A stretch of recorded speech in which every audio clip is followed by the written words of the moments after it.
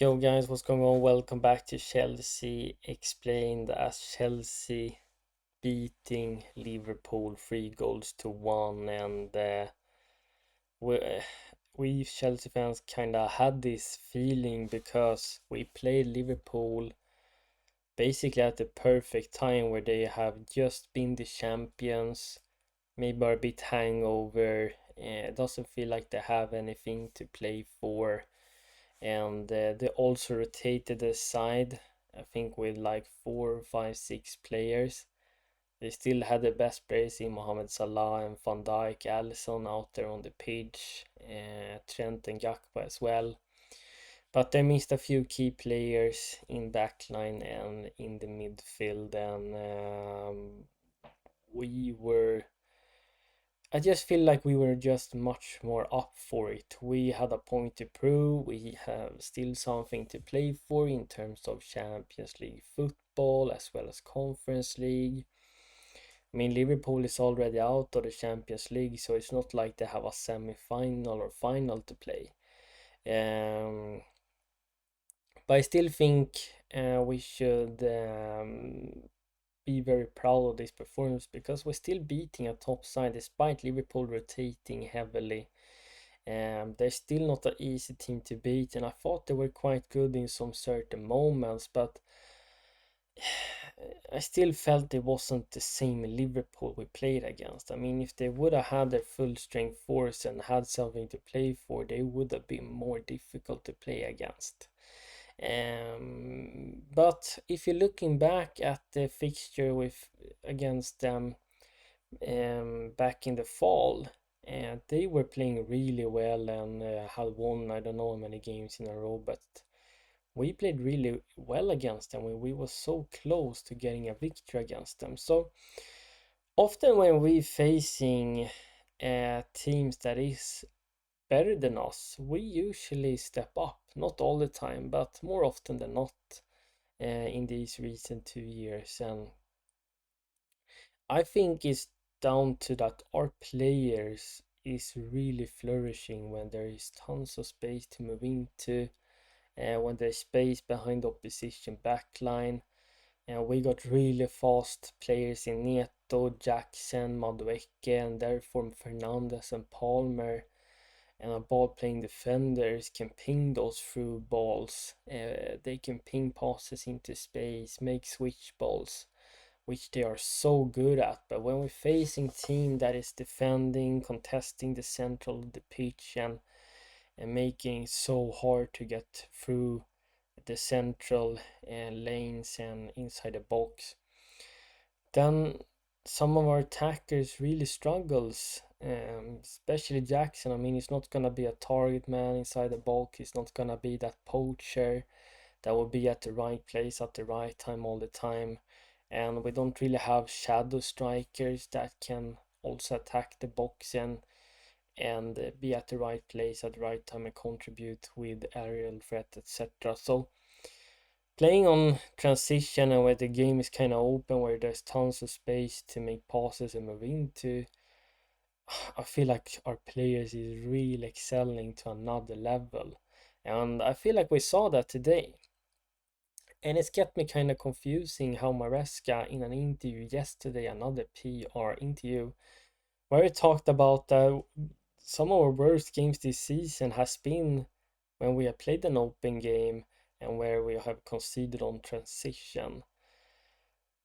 I, maybe he doesn't really know how he's gonna, put put the sentences together and really explain what he thinks because English is not his native language.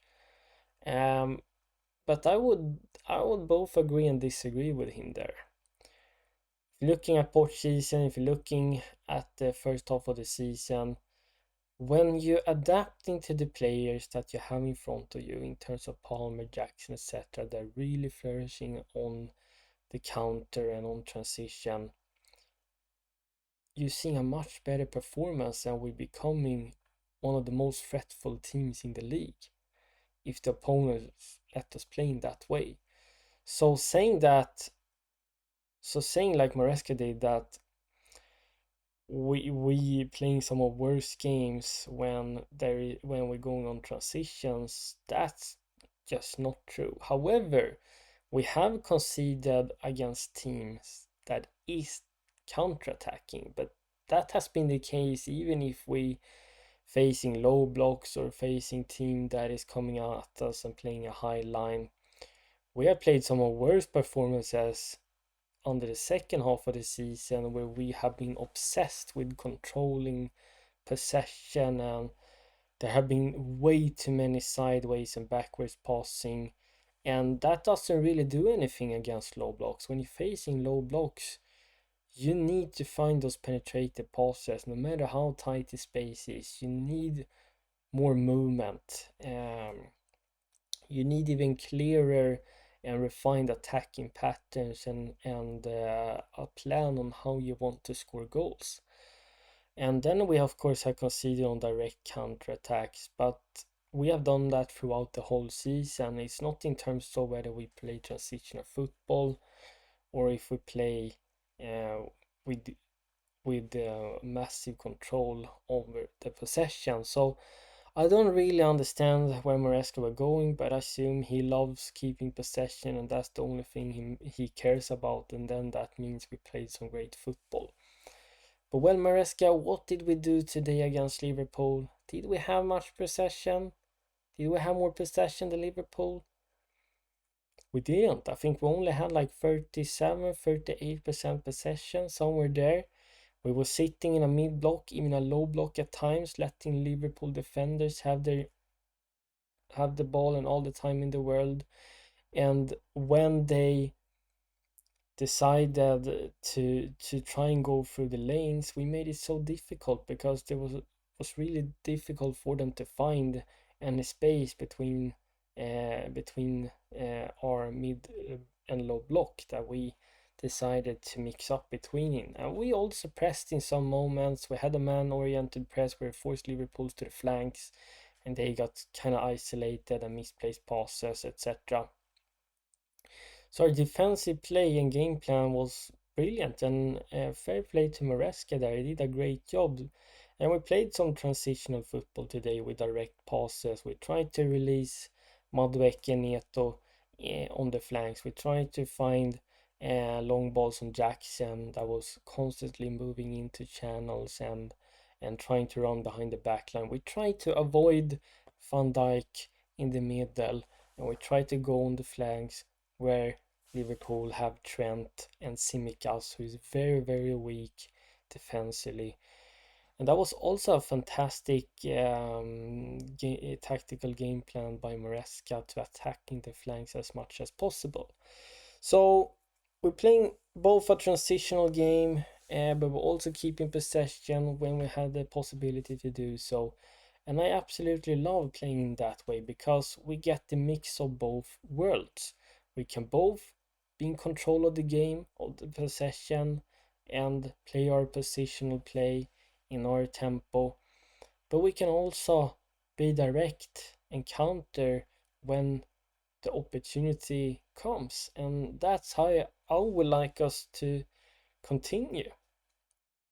And you can also go on counters if you're facing low blocks, because those teams that are playing low blocks and parking the box, they also gonna attack at some point. For example, when we're making a bad pass or a bad touch, then you're gonna capitalize that, go on direct counter. But then if you win back possession, you can go on counter attack. But Maresca has in some games installed this sort of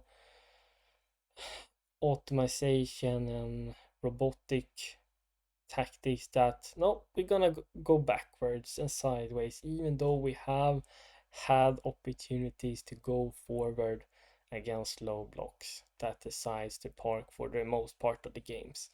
So I want to see this more from Maresca no matter who we are facing, because it's very, very, very important. I can't stress this enough, that you have to also adapt to the players you have in front of you. You can't just stick a tactic and just force it every single game when it clearly doesn't work.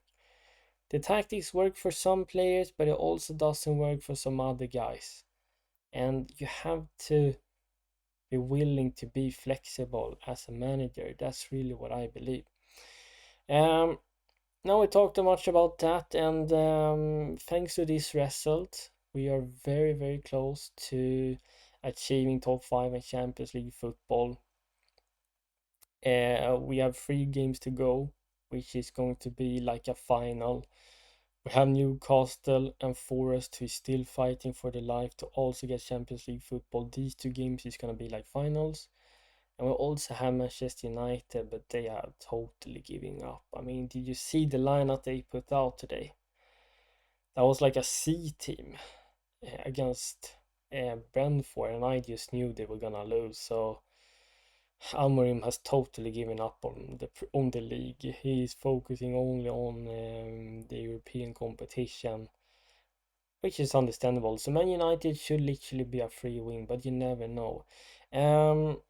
So yeah, it's going to be so exciting to see if we're getting top five, and I have actually full belief in the players Amoreski if we continue to playing in this way and not being too stubborn. But it's not gonna be easy, but it's gonna be so fun to follow these last remaining games, and I have full faith in that we can achieve top five, and that would be incredible.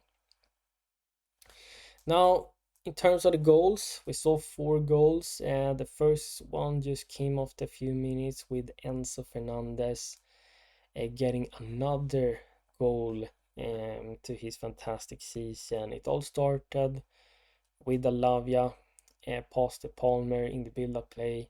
Palmer released Aneto on the right hand side, who was dribbling past Simicas, putting in a cutback pass to Enzo Fernandez, who's arriving late inside the box unmarked. And I love those type of goals. We need to see more of them because they are so difficult to defend against. And I prefer we making those low driven cutback passes instead of putting these high crosses that no one can take advantage of. And then we were leading 1-0 to the half time, and when the second half starts, we continue playing good football. Um, and it's very important that we're getting the second goal because we're facing Liverpool, and we're getting that thanks to a comical own goal by Quincy, I can't pronounce his name, and Van Dijk. But the mistake was forced because Cole Palmer decided to go on a little mini run, a solo mini run after he won a second ball. He was getting past, I think it was Jones and Simicas. Simicas again, being very poor defensive wise. He putting in a low driven cross. Van Dijk is gonna clear it, but he clears his own Kwanzaa, and it goes into the back of the net. Then we getting to sweat a little bit towards the end of the game where Van Dijk finds himself unmarked inside the box for like the third or second time in the game, and this time he heads it home and it's 1-2 with only like 5 minutes to go. And I can't really understand how he could be unmarked when we know he's the biggest threat aerially in the Liverpool side. First we had Madueke marking him, then we had Shaloba marking him. So we need to do better. I don't know who put up the set piece tactics today, but they were complete awful. So it gets kind of sweaty towards the end because Liverpool getting that 1-2 goal and they are back in the game. But luckily enough, we are earned and rewarded a penalty on stoppage time, and it was another mistake and fumble from the Liverpool side, which just proves that they were not in this game. Their heads were gone. They were still living and partying and the Premier League trophy, because Liverpool usually don't make this type of mistakes. And it's a poor pass backwards to the defender Kwanzaa again, but just before he receives the pass, Caicedo runs for his dear life trying to intercept the ball like Kanté used to do, and he gets in between the pass and Kwanzaa fouls then Caicedo. He didn't see him coming, and we are awarded a penalty. And finally, Cole Palmer ends his dreadful sort of goalless streak. I think it took him, this was his 90th game, or until he like scored a goal. Don't think he has scored a goal since December. But he deserved that, and you can see it, how much it meant. And we're gonna see the Cole Palmer being back to his normal self. I mean, let's talk about player performances. I'm gonna talk about my top three players of the game, and it was so difficult to come up with, because I literally thought everyone was good today except maybe one, two guys. But some players had some exceptional performances, and my man of the match is of course Cole Palmer. I mean, he was everywhere today. This was a world-class performance. He could have had more points today. Um, Both in terms of going on transition, finding through balls, creating chances for other, creating shot actions for himself, helping defensively wise and in the press. Palmer was hands down world class and tremendous for me. So despite him not adding goals frequently as he did before, he's still a massive threat. And when he's allowed to have freedom and space to move into, he's a player that is literally impossible to defend against. So I'm so happy with Palmer. The second best player for me out on the pitch, and man, this is so difficult. Honestly, I'm not gonna add any goal scorers. I thought Neto was good. I thought, who had an assist to Enzo goals. Enzo Fernandez was brilliant too. Okay, this is so difficult. I think I'm gonna have to add Enzo Fernandez anyway, because he has been kind of dodgy defensively this season. We know that, but going forward and contributing in the passing game, he's one of the best in the leagues. I think he ranks top 5 in terms of chances created this season. I think Cole Palmer is first, which is also incredible.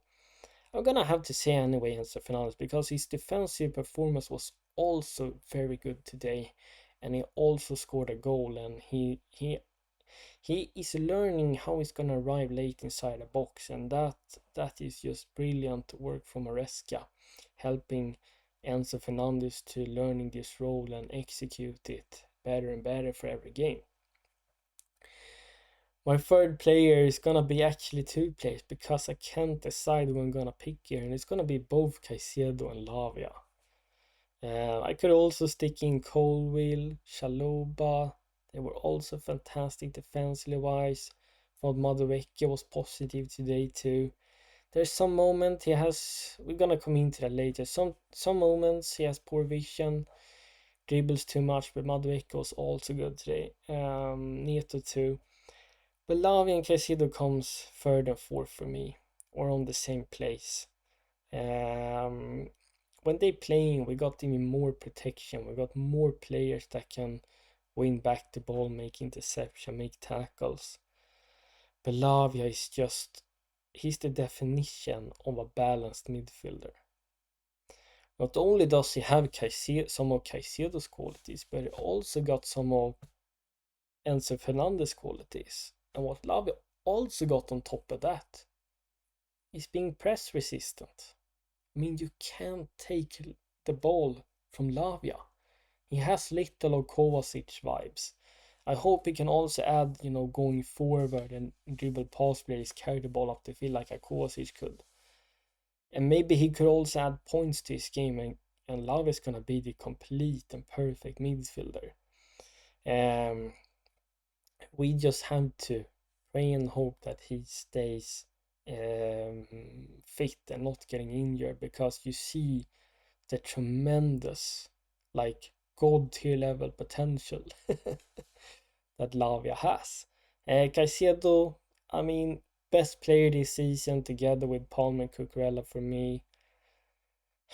Maybe the best player this season. He's Mr. Reliable, like N'Golo Kanté, absolutely everywhere. And I also love about Caicedo is just how similar he is to Kanté. He's also very down to earth and chill guy, calm guy. But on the pitch he's gonna get stuck into every tackle and win it. So happy with him as well. And he's actually playing really well as an inverted wing back, where starting from a right back position, he's defending well when he has to go back as a right back too. And I almost forgot, but Cucurella also had a strong performance. He was constantly marking Salah. I honestly think Cucurella pocketed Salah today. Um, I can't even remember him having a shot throughout the game. I think he had a header that was pretty close from a diagonal cross. But otherwise from that, he was complete silent.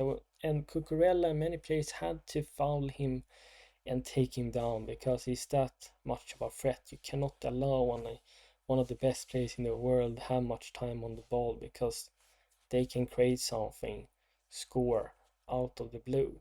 So Cucurella positive too. The whole backline gets a shout out. I thought Sanchez also had a good display, collecting crosses, making saves. The only thing is, man, his long passes is absolutely dreadful. But I don't want to go into that in this video too. We skipping it this time.